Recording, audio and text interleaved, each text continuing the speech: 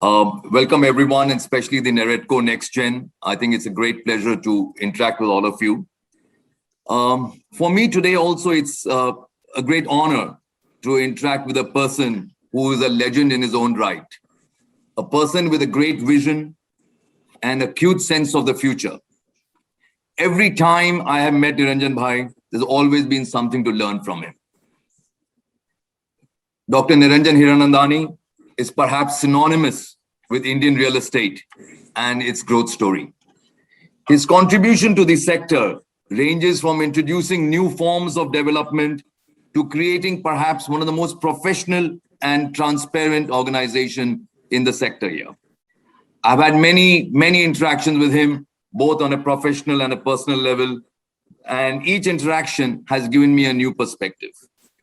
He has been an innovator, a visionary, a master entrepreneur, and a great source of inspiration for many in the realm of real estate. I completely agree with one of the internal sayings in the Hiranandani group that whilst people create histories, Dr. Hiranandani creates geographies. Today, my role, as Rajan Bhai said, is tough. I've been entrusted with the job of bringing out pearls of wisdom from Dr. Hiranandani. My efforts would be to understand how Niranjan Bhai thinks so that all of you, our audience, can feel inspired and learn from this journey and this man. Whilst much has been said and written about Niranjan Bhai, I would like to ask Dr. Hiranandani questions that will allow us a peek into his personality and his thinking. Welcome, Dr. Niranjan Hiranandani, and a pleasure. Thank you very much, Shishir, for this introduction, and to all the love and affection you and all the others have given me this morning. I'm quite overwhelmed of it. I hope I can share my experiences of what I have gone through the interaction that we are going to have today. Over to you. Thanks, Niranjan. Just so that we set the context and set the tone, if I can say. Niranjan Bhai, I think yours is a very different story. I mean, your background, if you look at it, I mean, you're starting from your father was a doctor, from a non-real estate background, a professional background. I think the audience would love to know if you can take us through the journey from there to today, India's most respected real estate developer, leader of the organization, which all of us look up to. If you could just share some part of that initial part of that journey, and what are the learnings that you've had through that period? As you said correctly, Shishibhai, that I came from a medical family. My father was a doctor. My elder brother was a doctor. My sister-in-law was a doctor. Nobody from my families, both sides of the family, were in business. So for me, it was a leap in the dark. I took education in BCom. Simply because I didn't want to become a doctor, because I thought it was very hard work, which my father, my elder brother was doing. So in order to slip away from the hard work which he was doing, I thought he did. I was not cut up for arts. So I think I took into commerce by default. And when I finished my BCom, I was persuaded by my professional father and his colleague friend, Mr. Nani Palkhiwala, to do my chartered accountancy, because he said that if tomorrow you fail in business, you should have a fallback position. And after doing CA, I did, along with the starting of my business, teach in the Institute of Chartered Accountants for 2 years for the final students. And so education and teaching became a part of my life right from day one. So that was even before the real estate. And we started textiles, we started real estate in a very, very small way. I put up a factory in Charkop, Kandivali, and of course, both the businesses were failing. Because both the businesses were failing, I had to sell one of those. I didn't know which one to sell.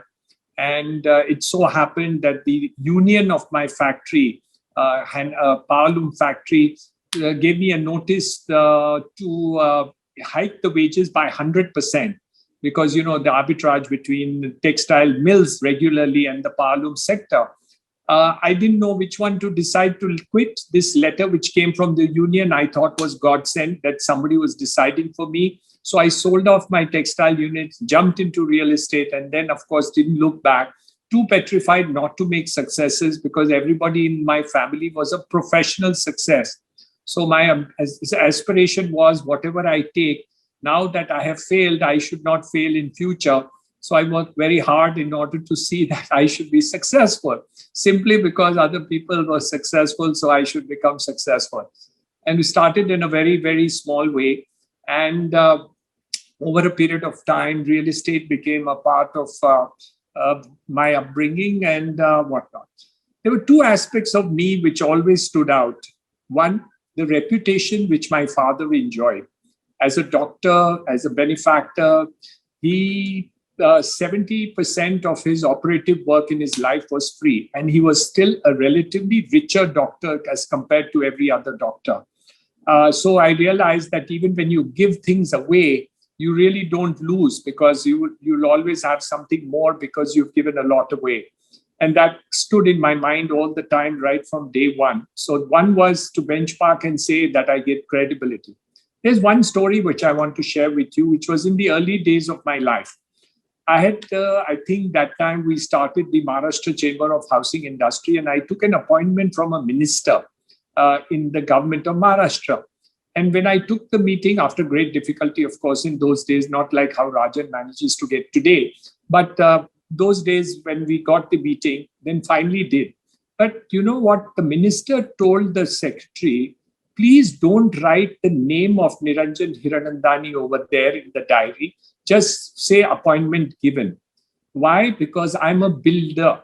And so, he didn't want, at that time, it was equated to Haji Mastan and Yusuf Patel were the top builders of Mumbai in terms of name and fame.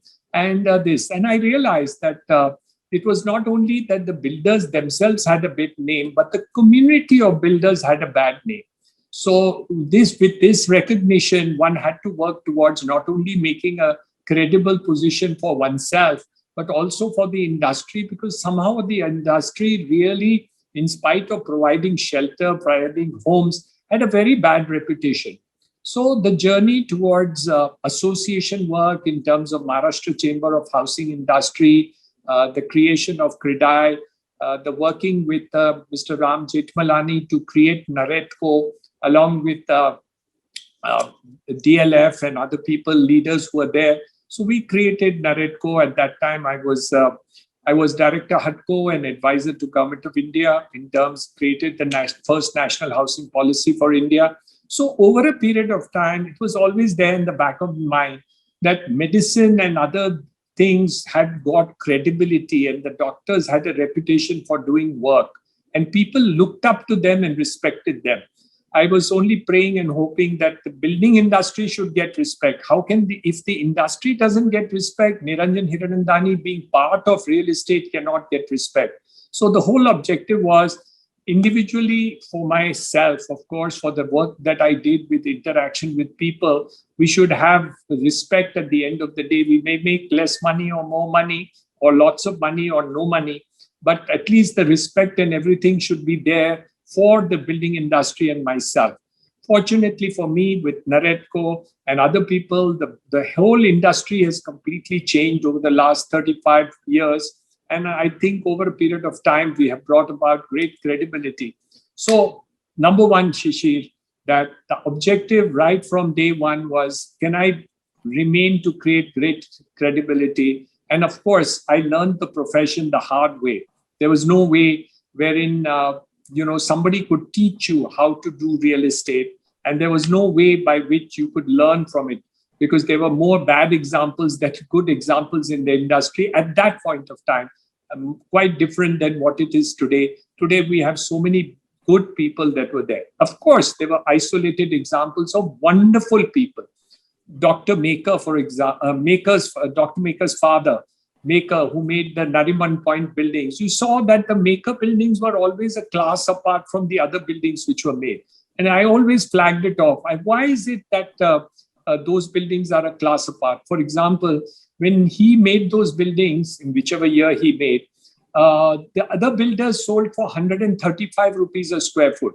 And he sold at 175 rupees a square foot. At that time, 40 rupees difference in those days, I don't remember the year, But I remembered and I was shocked. I said, how can it be so much difference in price? Because it's at the same location, the same plots given by the government of Maharashtra, and still the difference in prices.